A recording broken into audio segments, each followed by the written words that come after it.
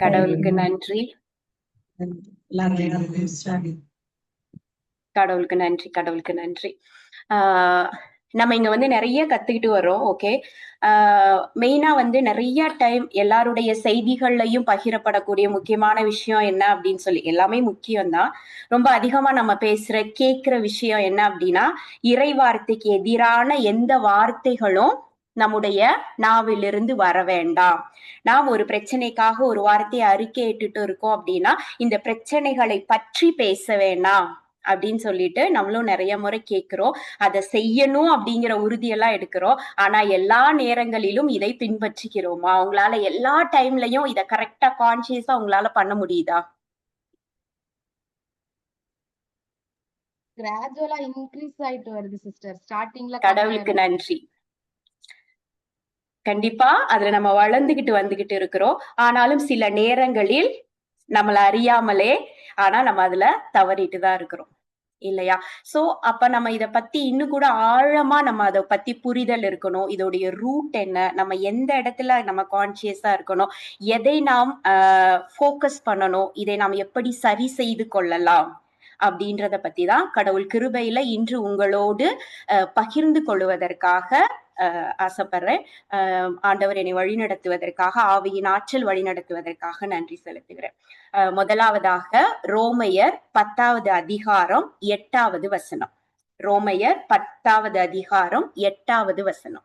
எல்லாருக்கும் தெரிஞ்ச ஒரு வசனம் தான். என்னது? வார்த்தை எனக்கு மிக அருகில் உள்ளது, மிக அருகில் உள்ளது, வாயில் உள்ளது, உன் இதயத்தில் உள்ளது, உன் இதயத்தில் இருக்கிறது. ஓகே. அப்ப நம்ம பேசக்கூடிய வார்த்தை நம்ம வாயில இருக்குது, நம்முடைய இருதயத்தில் இருக்கிறது. ஓகே. அப்ப இந்த உள்ளம், இருதயம், சில இடங்கள்ல வந்து தமிழ் பைபிள்ல இந்த இருதயத்தை உள்ளம் சொல்லி போட்டிருக்கிறாங்க. அப்ப இந்த இருதயத்துல இருக்கக்கூடிய உணர்வுகள், எண்ணங்கள் வார்த்தைகளாக வெளிவருகின்றன. ஓகேயா? இப்ப நமக்குள்ள நம்ம ஒரு நெகட்டிவ் இமோஷனுக்குள்ள ரொம்ப கவலையா இருந்தோம்னு வச்சுக்கோங்களே, நம்ம பேச்சுல சந்தோஷம் இருக்குமா? இருக்காது. அந்த கவலை நம் வார்த்தைகள் வழியாக வெளிவரும். ஒரு கோபம் நமக்குள்ளாக இருக்குது அப்படின்னு சொன்னா அந்த கோபம் நம் வார்த்தைகளுக்குள்ளாக வெளிவரும். இதேது உங்களை பத்தி ஒரு தவறான புரிதல்னா இறை வார்த்தைக்கு எதிரான எல்லா புரிதல்களும் தவறான புரிதல்கள் தான். ஓகே. உங்களுக்குள்ள ஒரு லோ செல்ஃப் எஸ்டீம், இல்ல இது என்னால செய்ய முடியாது, எனக்கு இந்த தகுதி இல்ல அப்படின்ற எண்ணம் ஆழமா உங்க இருதயத்துல இருந்துச்சு அப்படின்னா உங்களுடைய வார்த்தைகள்ல அந்த ஒரு தன்னம்பிக்கையை காட்டக்கூடிய எந்த வார்த்தைகளும் வெளிவராது. அப்ப நம்ம இருதயத்தில் எந்த எண்ணங்கள் இருக்கின்றனவோ அதற்கு ஏற்றாற் போல நம்முடைய வார்த்தைகள் வெளிவருகின்றன. இதேதான் லூக்கா நற்செய்தி அதிகாரம் 6 வசனம் 45. லூக்கா நற்செய்தி அதிகாரம் 6, Luke chapter 6 verse number 45. நல்லவர் தம் உள்ளமாகிய நல்ல கருவூலத்திலிருந்து நல்லவற்றை எடுத்து கொடுப்பர், தீயவரோ தீயது நின்று தீயவற்றை எடுத்து கொடுப்பர். உள்ளத்தின் வாய் பேசும். ஓகே. அப்ப என்ன அப்படின்னா இந்த உள்ளம் அப்படிங்கிறது ஒரு கருவூலம், இது ஒரு ட்ரெஷர். ஓகே. அப்ப 2 வகையான கருவூலங்கள் இருக்கின்றது. ஒண்ணு என்ன, நல்ல கருவூலம், இன்னொன்னு வந்து தீய கருவூலம். ஓகே. அப்ப இந்த நல்ல கருவூலத்திலிருந்து நல்லவை வெளிப்படுகின்றன, தீய கருவூலத்திலிருந்து தீயவை வெளிப்படுகின்றன. இறுதியா அதுல என்ன சொல்லியிருக்கு, உள்ளத்தின் நிறைவே வாய் பேசும். ஓகே. அப்ப இந்த உள்ளத்தில் எது நிரம்பி இருக்கின்றனவோ அதுதான் வாயின் வார்த்தைகளாக வெளிவருகின்றன. இங்கிலீஷ்ல பார்த்தோம் அப்படின்னா what the heart is full of. Okay. எதுவுமே ஒரு விஷயம் நிரம்பும் பொழுது அது வெளிவரும். அப்ப நம் உள்ளத்திலுடைய என்ன எண்ணங்கள் நிரம்பி இருக்கின்றனவோ, இந்த உள்ளம் என்ன மாதிரியான, ஒவ்வொருத்தவங்களுக்கும் ஒவ்வொரு மாதிரியாக இருக்கும். ஓகே. அதை நீங்க தான் ஐடென்டிஃபை பண்ணிக்கிறணும். இது நல்ல ஒரு ட்ரெஷரா இருக்கா, நல்ல கருவூலமாக இருக்கின்றனவா, இல்ல தீய கருவூலமாக இருக்கின்றனவான்றது ரொம்ப முக்கியம். ஓகே. ஓகே. இப்ப இந்த தீய கருவூலம் அப்படின்னா இத ஃபில் பண்றது யாரு? ஏதோ ஒரு விஷயம் உள்ள போய் ஃபில் ஆகுது, இந்த உள்ளத்தின் நிறைவுதான் வாயின் வார்த்தைகளாக வெளிவருகின்றன. ஓகே. அப்ப இந்த தீய கருவூலத்தை ஃபில் பண்றது யாரு? டெவில். டெவில் ஈஸியா சொல்லிடுவோம். தீயது கெட்டது ஏதாவது கேட்டோம் அப்படின்னா அது டெவில் அப்படின்னு சொல்லிடுவோம். ஆனா நமக்கு எந்த விதமான பங்குமே அதுல கிடையாது இல்லையா? நம்ம இடம் கொடுக்கிறோம், அவன் உள்ள வந்து ஃபில் பண்றான். சரியா? இதேதான் பைபிள் சொல்லுது. திருத்தூதர் பணிகள் 5வது அதிகாரம் 3வது வசனம். Acts chapter 5 verse number 3. இந்த சாப்டர் அப்பொழுது அனனியா, நீ நிலத்தை விற்ற தொகையில் அதான் ஒரு பகுதியை உனக்கு, அதுவா சிஸ்டர்? அதுதான் சிஸ்டர், வாசிங்க. உனக்கென்று வைத்துக் கொண்டு தூய ஆவியாரிடம் பொய் சொல்லும்படி சாத்தான் ஆட்கொண்டதேன். Praise the Lord. போது சிஸ்டர். ஓகே, இப்ப இதோடைய இந்த சாப்டர்ல என்ன சொல்லிருக்கோம் அப்படின்னா, இந்த கதை எல்லாருக்குமே தெரிஞ்சிருக்கும். ஆதி கிறிஸ்தவர்கள் எதையுமே தனக்கென்று வைத்துக் கொள்ளவில்லை இல்லையா? தனக்குள்ள சொத்து எல்லாத்தையும் வித்து ஒரு பொது உடைமையாதான் வச்சிருந்தாங்க. அதை எல்லாரும் பகிர்ந்து கொண்டு அவங்கவுங்க வாழ்வாதாரத்துக்கு அதை பயன்படுத்திக்கிட்டு இருந்தாங்க. இந்த அனனியாவும் சபிரான்றவங்க மட்டும் தன்னுடைய நிலத்தை வித்துட்டு ஒரு பகுதியை தனக்குன்னு வச்சுட்டு, இதுதான் நாங்க வித்த காசு அப்படின்னு சொல்லி கொண்டு போய் பேதுரு கிட்ட அங்க அப்போஸ்தலர் கொடுக்குறாங்க. அப்ப பேதுரு சொல்லக்கூடிய வசனம் தான் இது. ஓகே, அப்ப சாத்தான் பொய் சொல்லும்படி உன்னை ஆட்கொண்டது ஏன்னு தமிழ்ல இருக்குது. இதை இங்கிலீஷ்ல பார்த்தோம் அப்படின்னா filled your heart அப்படின்னு இருக்கும். ஓகே, இதை தமிழாக்கம் பண்ணும் பொழுது ஏன் உன் சாத்தான் இந்த எண்ணத்தை நிரப்புனான்னு வந்திருக்கணும், ஆனா இதை ஆட்கொண்டது ஏன் அப்படின்னு இருக்கு. ஓகே, அப்ப ஒரு தீய சக்தி தீயவனால நம்முடைய உள்ளத்தை நிரப்ப முடியும். ஓகே, அப்ப அங்க தீய எண்ணம் உள்ள நிரம்பும் பொழுது அவங்க வாயில இருந்து ஒரு பொய் வருது. அப்போஸ்தலர்கள் கிட்ட அவங்க உண்மைக்கு மாறா பேசுறாங்க. சரியா? இதேது யோவான் நற்செய்தி 13வது அதிகாரம் 2வது வசனம்.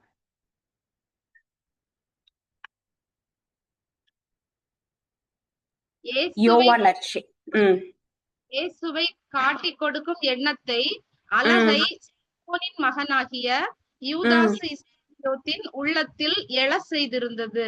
ஆமென். Praise the Lord. Okay, Judas யாரு? சீடர்களில் ஒருவர். ஆமா இல்லையா? 3.5 வருஷம் இயேசு கூடயே நடந்தவர், இயேசு கூடயே இருந்தவர், இயேசு செய்த எல்லா அற்புதங்களையும் பார்த்தவர்.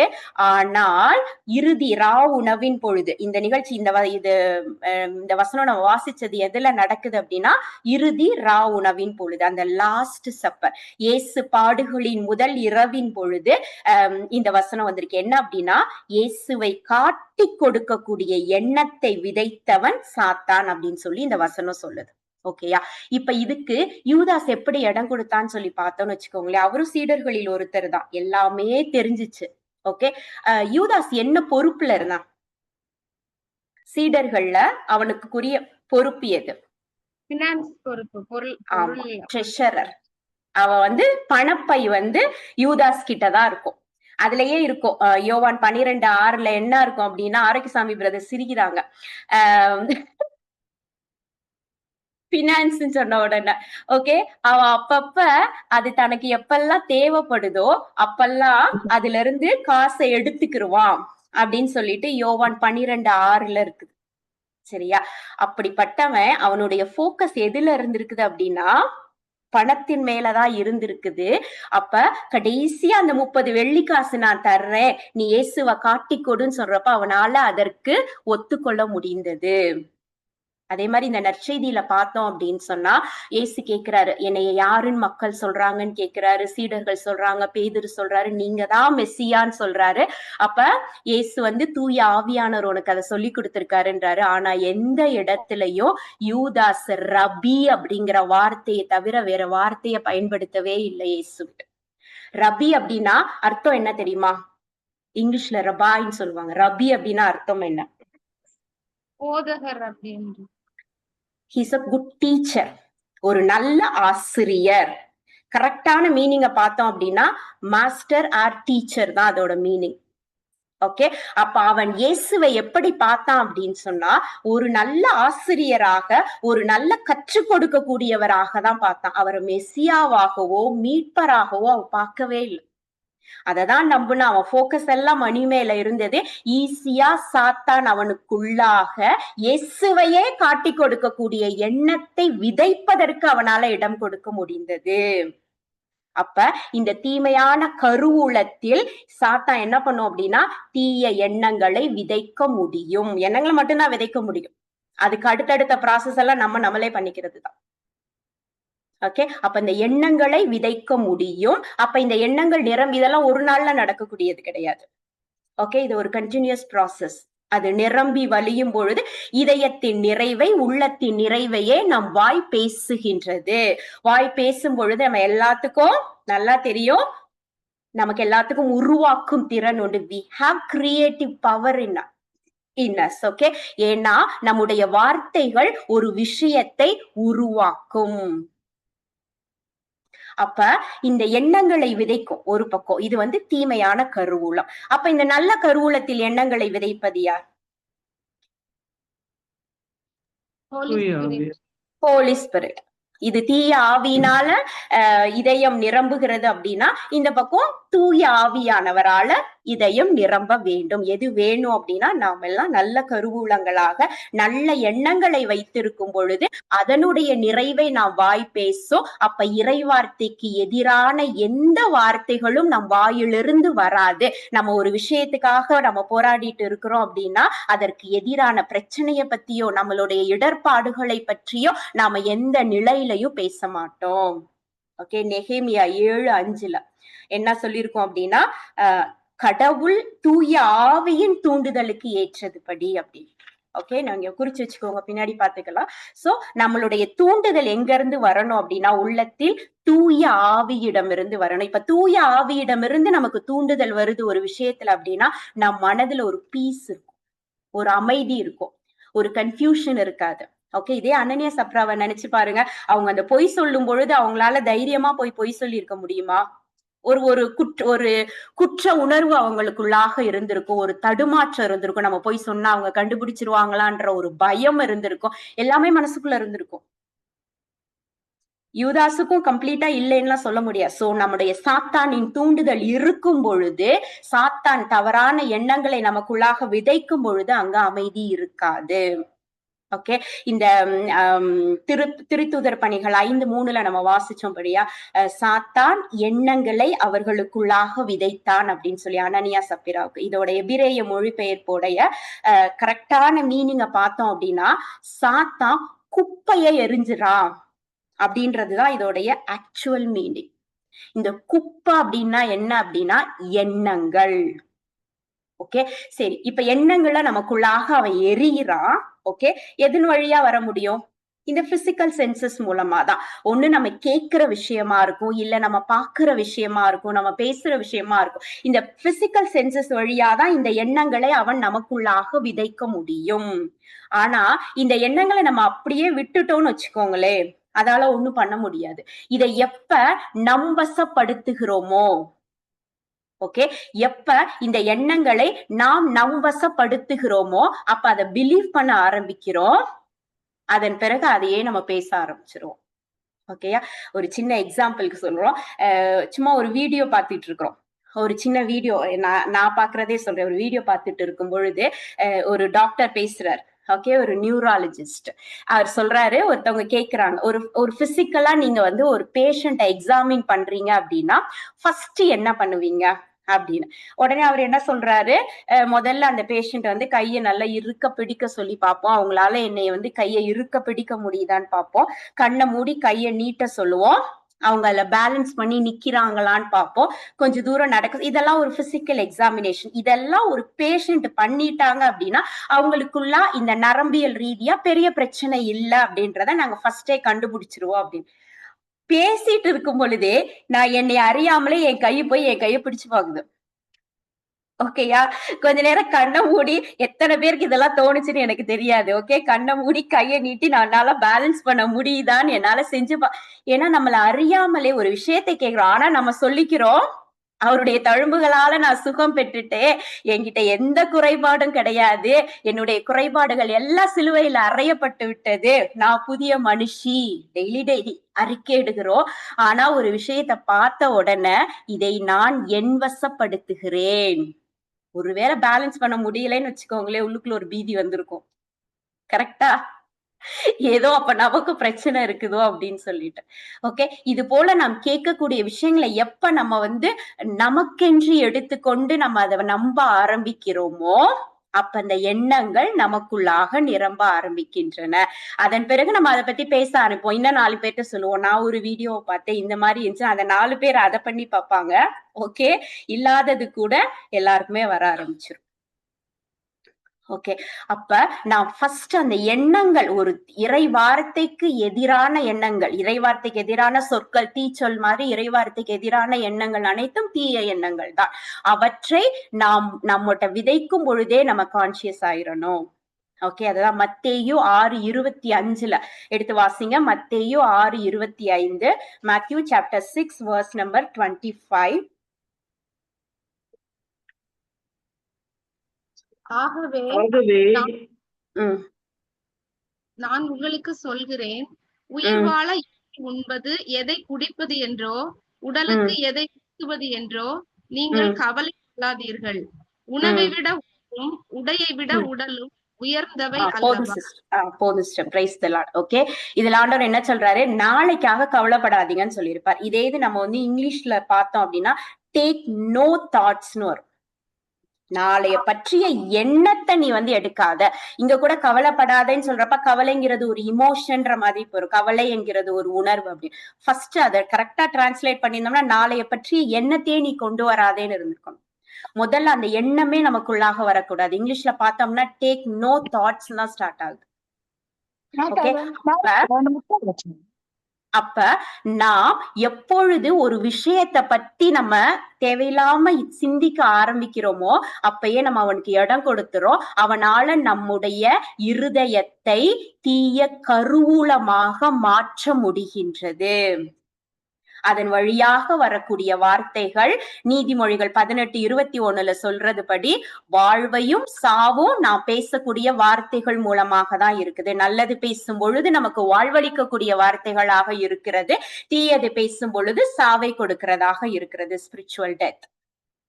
ஓகே, அப்ப இன்னும் நமக்கு தெரிஞ்ச ஒரு வசனம் தான் 2 கொரிந்தியர் 10:5. நம்ம அடிக்கடி பயன்படுத்தக்கூடிய வசனம். யாருக்கு நினைவு இருக்குது? 2 கொரிந்தியர் 10:5. அரண்களை தகர்த்தெறிவது, கடவுளை பற்றிய அறிவுக்கு எதிராக தலை தூக்குகின்ற எல்லா மனித மேட்டுமைகளையும் தகர்த்தெறிகிறோம். அனைத்தும் கிறிஸ்துவின் கட்டுப்பாட்டுக்குள் வருமாறு கட்டாயப்படுத்துகிறோம். அவ்வளவுதான். 10:5 சொன்ன உடனே அந்த வார்த்தை வரணும். அப்ப கடவுளை பற்றிய அறிவுக்கு எதிராக கடவுளை பற்றிய அறிவுக்கு எதெல்லாம் பைபிளுக்கு எகென்ஸ்டா இருக்குதோ எந்த வார்த்தைகளும் நமக்குள்ளாக தலை தூக்காதபடி நாம் தகர்த்து எறிய வேண்டும். ஃபர்ஸ்ட் ஸ்டெப்பே அதுதான். ஓகே, முதல் ஸ்டெப்பே நமக்குள்ளாக எந்த எண்ணங்களும் வராதபடி நாம் அதை தகர்த்து எறிய வேண்டும். ஓகே, இப்ப நான் ஒரு சின்ன பிக்சர் இந்த இடத்துல ஷேர் பண்றேன்.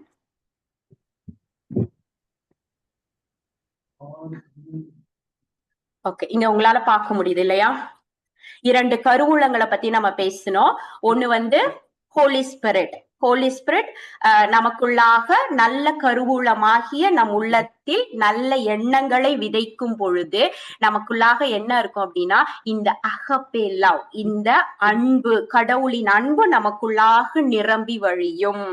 இதே இது நம்ம உள்ளம் தீய கருவூலமாக இருந்துச்சு அப்படின்னா நம்ம கிராமட்டிக்கலா பார்த்தோம் அப்படின்னா லவ்வுக்கு ஆப்போசிட் என்ன? ஹேட் அப்படின்னு வருவோம். பிப்ளிக்கலா பார்க்கும் பொழுது அன்புக்கு எதிரானது பயம். ஏன்னா இது எல்லாத்துக்குமே ரூட் அங்க பயம் தான்.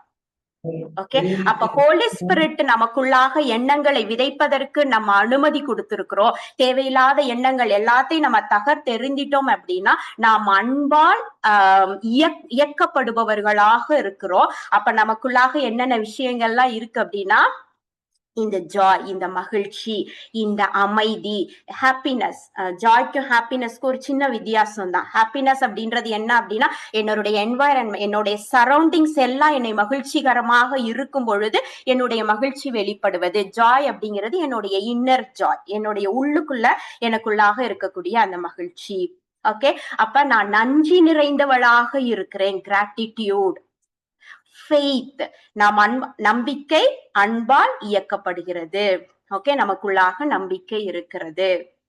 ஓகே, இதேது நம்முடைய உள்ளம் தீய கருவூலமாக இருக்கும் பொழுது இந்த மகிழ்ச்சிக்கு பதிலாக நமக்கு சேட், நமக்கு ஒரு துக்கம் இருக்கிறது, ஒரு ஆன்சைட்டி, எதிர்காலத்தை பற்றிய ஒரு பயம், ஒரு கவலை இருக்கின்றது, ஒரு டிப்ரெஷனுக்குள்ள இருக்கிறோம், புலம்புறோம். நம்ம ஒரு சின்ன சின்ன விஷயங்களுக்கு கூட ஆண்டவருக்கு நன்றி செலுத்த ஆரம்பிச்சோம் அப்படின்னா அது கண்டிப்பா ஒரு பெரிய விஷயத்த நமக்கு கொடுக்கும். ஆனா எனக்கு பெருசு கிடைக்கலையே அப்படின்னு சின்ன சின்ன விஷயங்களை கூட நம்ம நன்றி சொல்றதுக்கு மறந்துடுறோம். அந்த கிராட்டிடியூட், அந்த மனநிலைமை இல்ல, புலம்புறோம்.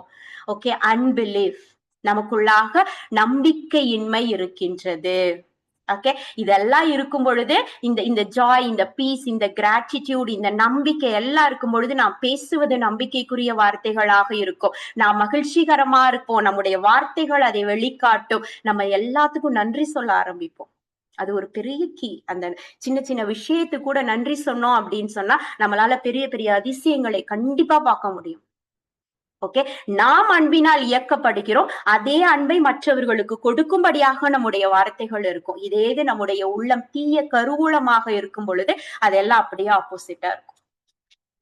ஓகே, அப்ப இந்த எண்ணங்கள் வரும் பொழுது நம்மளே அலர்ட் ஆயிரணும், நாம் யாரால் இயக்கப்படுகிறோம்.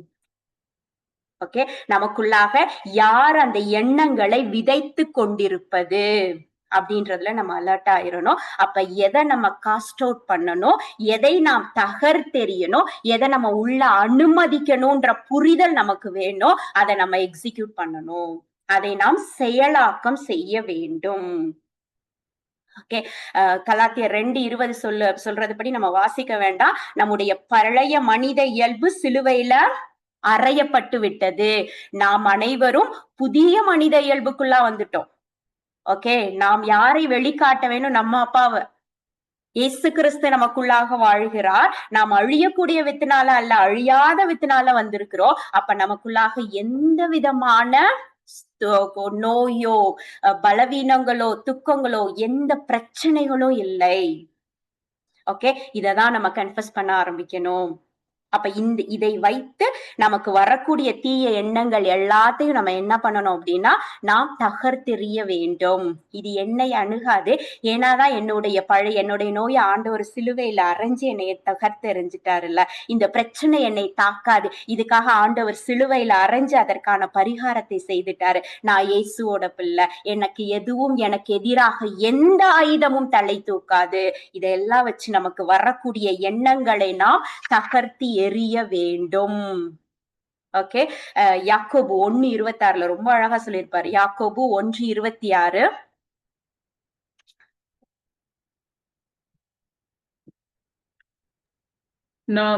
நாம் சமயப்பற்றுடையோர் என எண்ணிக்கொண்டிருப்போர் தம் நாவை அடக்காமல் இருப்பார் என்றால் தம்மையே ஏமாற்றிக் கொள்வர். இத்தகையோருடைய சமயப்பற்று பயனற்றது. அவ்வளவுதான். ஆமென். நான் ட்ரூ கிறிஸ்டியன், நான் ஒரு நம்பிக்கையாளன், நான் எங்க அப்பா இயேசு இப்பெல்லாம் வாயால சொல்லிக்கிட்டு நம்முடைய நாவை அடக்குவதற்கு நமக்கு தெரியல அப்படின்னா எல்லாமே யூஸ்லெஸ்ன்றாங்க. எதுனாலையும் ஒரு பயனும் இல்லைன்றாங்க. அப்ப நமக்கு ரொம்ப இம்பார்ட்டன்டான, ரொம்ப முக்கியமான விஷயம் நம்முடைய எண்ணங்களை சீரமைக்க வேண்டும். நம்முடைய நாவு இறை வார்த்தைக்கு எதிரான எந்த காரியங்களையும் பேசாத வண்ணம் நம் கட்டுப்பாட்டுக்குள்ளாக அதை வைத்திருக்க வேண்டும். தூய ஆவியின் கட்டுப்பாட்டுக்குள்ளாக இருக்கணும். ஓகே, அப்படி வைக்கணும் அப்படின்னா ஒரு பெஸ்ட் சொல்யூஷன் என்ன தெரியுமா? பிரைசிங் த காட், கடவுளை போற்றி புகழுவது. ஓகே, நம்ம கடந்த வாரங்கள்ல பிரதரோட மெசேஜ்ல அந்த பரவச பேச்சை பத்தி பார்த்தோம். அது ரொம்ப ரொம்ப ரொம்ப ரொம்ப நமக்கு ஹெல்ப் பண்ணக்கூடிய விஷயம். ஓகே, நம்மளா வார்த்தைகளை போட்டோம்னா கூட எதையாவது திங்க் பண்ணி போட ஆரம்பிப்போம். ஆவியானவருடைய கட்டுப்பாட்டுக்குள்ளாக நம்ம போயிடுறோம். பிரைசிங் த காட். நிறைய பேர் இன்னைக்கு ஃபாதர் பெர்க்மான்ஸோடைய அவர் பெரிய இன்டர்வியூஸ் எல்லாம் எனக்கு தெரிஞ்சு கொடுத்ததுல ஒரு சில இன்டர்வியூஸ்ல எல்லாம் பேசும் பொழுது பாத்தீங்கன்னா ஒரு வார்த்தைக்கு இடையில ஸ்தோத்திர ஆண்டவரே, ஏசப்பா போற்று, இதேதான் வாயில வந்துகிட்டே இருக்கும். நார்மலா பேசும் பொழுது கூட அவர் வாயில இருந்து துதிகள் வந்து கொண்டே இருக்கின்றன. அப்ப நம்ம எப்போதுமே அலர்ட்டா இருப்போம். ஓகே, திருப்பாடல்கள் 77, திருப்பாடல்கள் 77 வசனம் 9-10. முதல்ல 9-10 ரீட் பண்ணலாம்.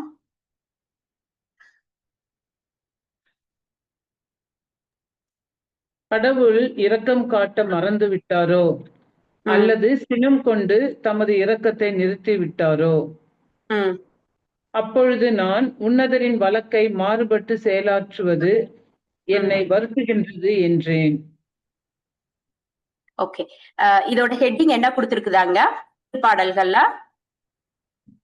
துன்ப நாளில் ஆறுதல். துன்ப நாளில் ஆறுதல். ஓகே, அப்ப இந்த இடத்துல 77, 9, 10 கடவுள் இரக்கம் காட்ட மறந்து விட்டாரோ அல்லது சினம் கொண்டு தமது இரக்கத்தை நிறுத்தி விட்டாரோ? சேலா அப்படின்னா எதுக்கு கொடுத்திருக்கிறாங்க?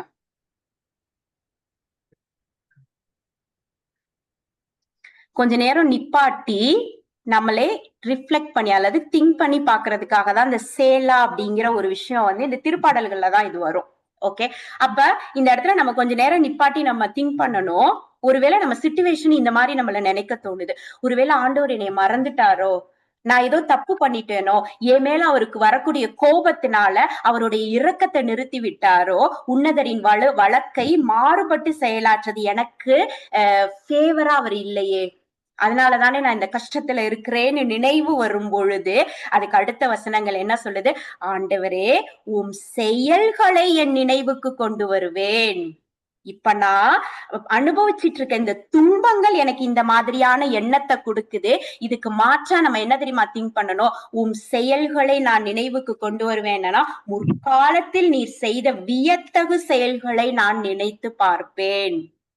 ஓகே, இங்க இருக்கக்கூடிய எல்லாருமே ஆண்டவர் எனக்கு எதுவுமே செய்யலைன்னு சொல்லவே முடியாது.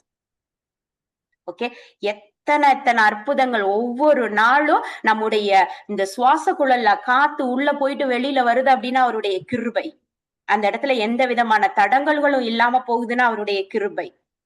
ஓகே, அவர் செய்த ஒவ்வொரு வியத்தகு செயல்களையும் நினைத்து பார்ப்பேன், அதை பற்றியே தியானிப்பேன், வலிமை மிகு செயல்களை பற்றி சிந்திப்பேன். அடுத்தது, கடவுளே உம் வழி தூயது அப்படின்னு பிரைஸ் பண்ணும்.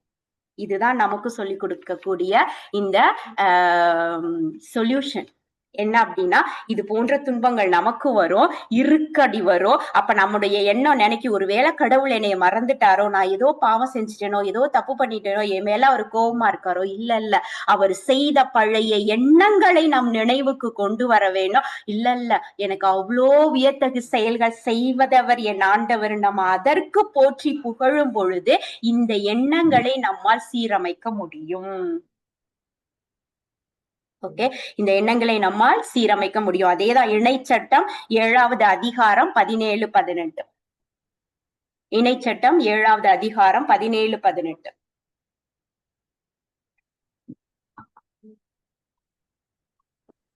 இந்த மக்களினங்கள் எல்லாம் எங்களை விட மாணவர்களாய் இருந்தால் அவர்களை அடிக்க எங்களால் எப்படி முடியும் என்று உங்கள் உள்ளத்தில் நீங்கள் உரையாடும் போது அவர்களுக்கு நீங்கள் அஞ்ச வேண்டாம். மாறாக பார்வோனுக்கு எகிப்தியர் அனைவருக்கும் உங்கள் கடவுளான ஆண்டவர் செய்ததை நினைவுறுத்துங்கள். அவ்வளவுதான். ஆமென். என்ன அப்படின்னா, இந்த மக்கள் அவங்களுக்கு முன்னாடி நிக்கிறவங்க எவ்வளோ பெரிய வலிமை மிக்கவர்கள், எவ்வளோ பெரிய கூட்டமா நிக்கிறாங்க அப்படின்னு அவங்கள பார்த்து பயப்படுற ஒரு சூழ்நிலையில அவங்களுக்கு கொடுக்கக்கூடிய சொல்யூஷன் என்ன அப்படின்னா, அவங்கள பார்த்து நீங்க பயப்பட வேணாம், அதுக்கு மாறா என்ன நினைச்சுக்கிறீங்க? பார்வோன் கிட்ட இருந்து ஆண்டவர் உங்களை எவ்வளோ அற்புதமா காப்பாத்திட்டு வந்தாரு. ஒரு கடல் 2ஆக பிரிந்து பாதை உங்களுக்கு கொடுத்துச்சு. பாலைவனத்துல உங்களுக்கு மன்னா கிடைச்சிச்சு. ஆண்டவர் செய்த எல்லா வியத்தகு செயல்களையும் நீங்க நினைவுக்கு கொண்டு வாங்க. அப்ப உங்களுக்கு இந்த பிரச்சனைகள் மேல உங்க போக்கஸ் போகாது. உங்க போக்கஸ் எது மேல போயிரும்? இந்த பிரச்சனைகளை விட வலியவர் என்னுடைய கடவுள் அப்படின்னு சொல்லி நம்முடைய போக்கஸ் எங்க போகும்? கடவுள் மேல போகும். நாம் அவரை புகழ ஆரம்பிப்போம். இது ஒண்ணுமே இல்லாம போயிடுது பிரச்சனைகள். ஆனா அத்தாடி இவங்களை நான் எப்படி ஜெயிக்க போறேன், இவங்களை எப்படி ஜெயிக்க போறேன் நம்ம நினைச்சிட்டே இருந்தோம் அப்படின்னா பிரச்சனை தான் பெருசாகுமே ஒழிய நம்மளால அதுல இருந்து வெளியில வர முடியாது. ஓகே, அப்ப நமக்கு இந்த மாதிரி எண்ணங்கள் வரும் பொழுது நம்ம என்ன பண்ணணும்? கடவுள் நமக்கு செய்த இந்த மாபெரும் எண்ண விஷயங்கள் எல்லாத்தையும், வியத்தகு செயல்கள் ஒவ்வொன்றையும் நினைவுக்கு கொண்டு வந்து அவரை போற்றி புகழுவதற்கு நம்ம ரெடியா இருக்கணும். ஓகே, அவரை போற்றி புகழ்றதுனால என்ன கிடைக்குது? Psalm 8:2 திருப்பாடல்கள் 8வது அதிகாரம் 2வது வசனம்.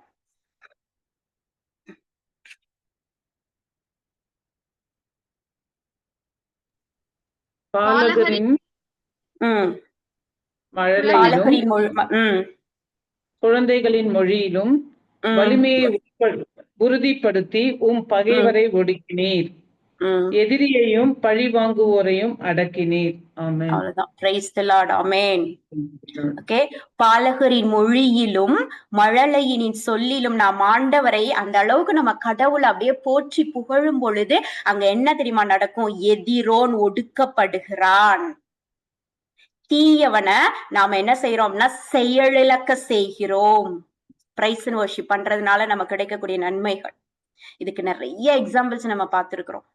ஓகே, எரிக்கோ கோட்டை தகர்த்தெறிஞ்சதா இருக்கும், பவுல் சீலா வெளியில வந்ததா இருக்கட்டும், பிரைஸ் அண்ட் வர்ஷிப் உடைய நாம் செய்யும் பொழுது எதிரோன் ஒடுக்கப்படுகிறான். அவனால அங்க செயல்படவே முடியாது. ஓகே, இன்னும் நம்ம பார்க்கலாம். திருப்பாடல்கள் 39:1.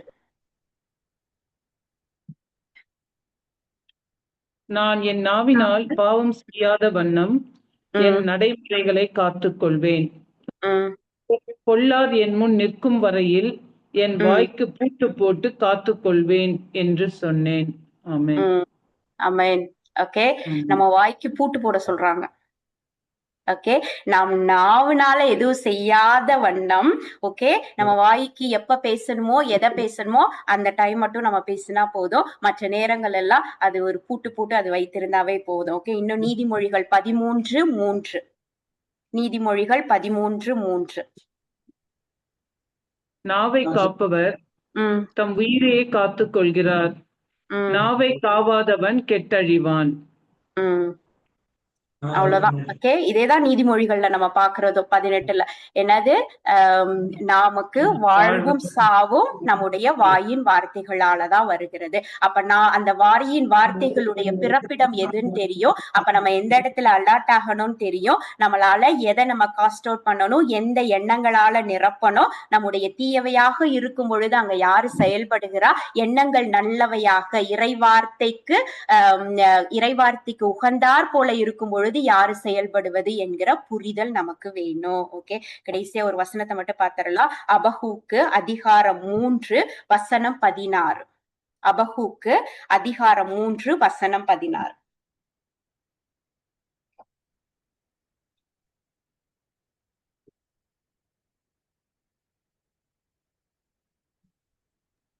இதை நான் கேட்கும் போது என் உடல் நடுங்குகின்றது.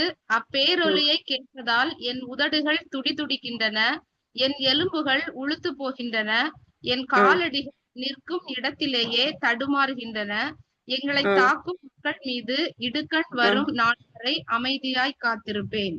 ஓகே, அது கீழே வாசிங்களே. அத்திமரம் மரம் துளிர்த்து அரும்பாமல் போயினும், திராட்சை கொடி தராவிடினும், ஒலிவ மரக்கன்று பயனற்று போயினும், வயல்களில் தானியம் விளையாவிடினும், கிடையில் ஆடு யாவும் அழிந்து போயினும், தொழுவங்களில் இல்லாது போயினும், நான் ஆண்டவர் களி கூர்வேன், என் மீட்பராம் கடவுளில் மகிழ்ச்சியுறுவேன்.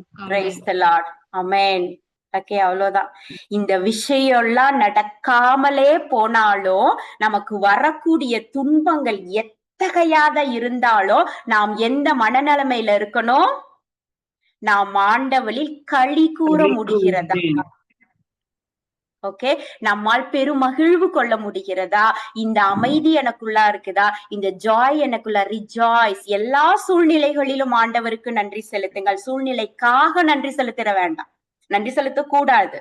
பட் ஆனா எந்த சூழ்நிலைகளிலும் நாம் ஆண்டவருக்கு நம்மால் நன்றி செலுத்த முடியுதா? இந்த கிராட்டிடியூட், இந்த ஆட்டிடியூட் ஆஃப் கிராட்டிடியூட் நமக்குள்ளாக இருக்கின்றதா? ஓகே, இதெல்லாம் தான் இருக்கணும்.